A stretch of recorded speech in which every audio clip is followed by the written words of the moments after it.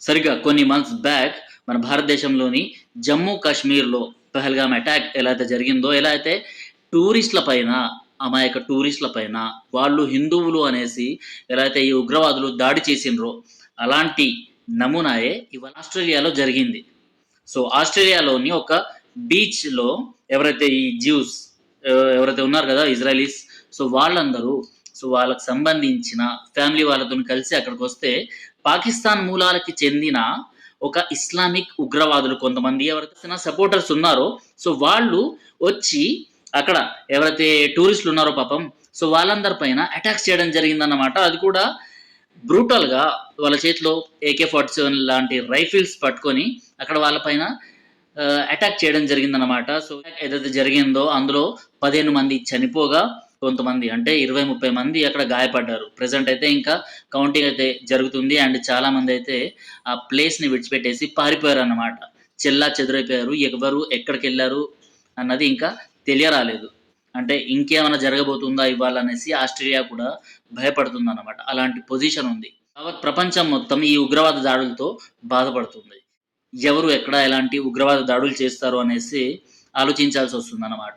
మన ఫ్యామిలీ వాళ్ళు ఏ దేశానికెళ్తే అక్కడ ఎంత సంపాదించుకొనొస్తారు అనేసి ఇంతకుముందు ఆలోచించిన వాళ్ళు, ఈరోజు భారతదేశాన్ని విడిచిపెట్టేసి వేరే దేశానికెళ్తే అక్కడ ఎలాంటి ఉగ్రవాద అటాక్స్‌లో నా ఫ్యామిలీని కోల్పోవాల్సొస్తుందో అనేసి బాధపడుతున్నారనమాట.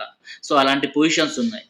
ఏదైతే పహల్గామ్‌లో జరిగిందో, భారతదేశంలో జరిగిందో ఎగ్జాక్ట్‌లీ అలాంటివే ఇక్కడ ఈ ఆస్ట్రేలియాలో జరగడం ఏదైతే ఉందో దిగ్భ్రాంతి కలిగిస్తుందనమాట.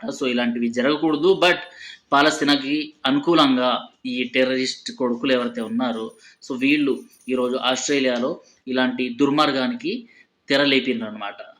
జ్యూస్ ఎవరైతే ఉన్నారో అండ్ లోకల్ ఆస్ట్రేలియన్స్ ఎవరైతే ఉన్నారో వాళ్ళ పైన ఈ కాల్పులన్నవి జరిపిండ్రనమాట. ఇలా అక్కడ నరమేధం అన్నది సాగింది. 15 మంది అక్కడ చనిపోయారు. ఆస్ట్రేలియా పీఎం కూడా ఎవరైతే అక్కడ ఈ పాలస్తీనా సపోర్టర్స్ ఎవరైతే ఉన్నారో వాళ్ళ పైన వేర్పాటు అంటే ఈ దాడులు ఎవరైతే చేస్తున్నారో వాళ్ళ పైన గట్టి యాక్షన్ తీసుకోవడానికి కూడా వాళ్ళు ముందుకొస్తున్నారు. అండ్ ఇలాంటి దాడులు పునరావృతం కాకుండా హామీ ఇస్తున్నాం అనేసి కూడా చెప్పుకోవడం జరిగింది. కాకపోతే ఇటు ఆస్ట్రేలియా తీసుకున్నా, ఇటు యూకే తీసుకున్నా, యూఎస్ తీసుకున్నా అక్కడ ఎవరైతే ఈ పాలస్తీనాకు సంబంధించిన సపోర్టర్స్ ఉన్నారో అండ్ ఎవరైతే గెలుపొందుతున్నారో వాళ్ళ పైన కూడా గట్టి యాక్షన్ ఉంటుంది అనేసైతే ఈ ఆస్ట్రేలియాకి సంబంధించిన నాయకులు ఎవరైతే ఉన్నారో వాళ్ళు చెప్పుకొని రావడం జరిగిందనమాట. నిజంగానే అంటే శరణార్థుల్లాగా ఈ దేశాలకొచ్చేసి ఆ తర్వాత వాళ్ళకి సంబంధించిన మతపిచ్చి ఏదైతే ఉందో ఆ మతపిచ్చిని మాత్రం ఇక్కడ ప్రదర్శించడం జరుగుతుందనమాట. అలాంటివన్నీ ఈరోజు సర్వసాధారణమైపోయినాయి.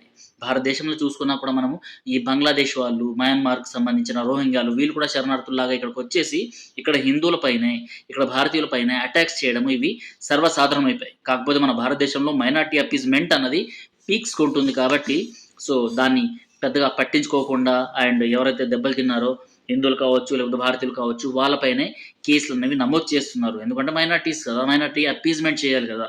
అందుకోసం.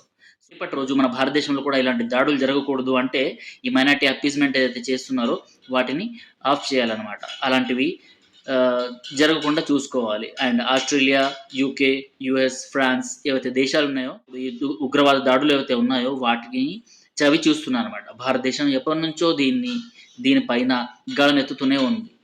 ఈ ఇస్లామిక్ ఉగ్రవాదం ఎలా ఉంటుందో చెప్తానే ఉంది. అప్పుడు దీన్ని పక్కన పెట్టేసి శరణార్థులు మా దేశానికొస్తే మేము సరిగ్గా చూసుకుంటాం అనేసి ఎవరైతే గ్రాండ్ వెల్కమ్ చేసిండ్రో వాళ్ళపైనే ఈరోజు ఇలాంటి అటాక్స్ జరుగుతున్నాయనమాట. మనం ఈరోజు ఈ ఎవరైతే పాపం టూరిస్టులు చనిపోయారో వాళ్ళ ఆత్మలు శాంతించాలి అనేసి కోరుకుందాము. అండ్ దాంతో పాటు ఉగ్రవాదం నశించాలి అనేసి కూడా కోరుకోవాలి. అండ్ ఈ మైనారిటీ అప్పీస్‌మెంట్ ఆగేంత వరకు అంటే ఈ నాయకులు ఎవరైతే ఉంటారో రాజకీయ నాయకులు వీళ్ళు చేసే అధికార దాహం వీళ్ళకేదైతే ఉందో దానికి ఫలితమే ఈ ఉగ్రవాదం అనమాట.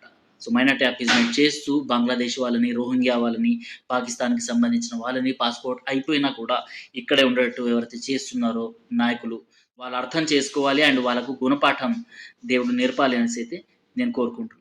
మొన్న పహల్గామ్ అండ్ ఈరోజు ఈ ఆస్ట్రేలియాకి సంబంధించిన టూరిస్ట్ స్పాట్ బీచ్. ఇలా ఉగ్రవాద దాడులు జరుగుతూనే ఉన్నాయి. అందరూ బాగుండాలి అనేసి మనం కోరుకుందాము. టిల్ దెన్ జై హింద్, జై భారత్.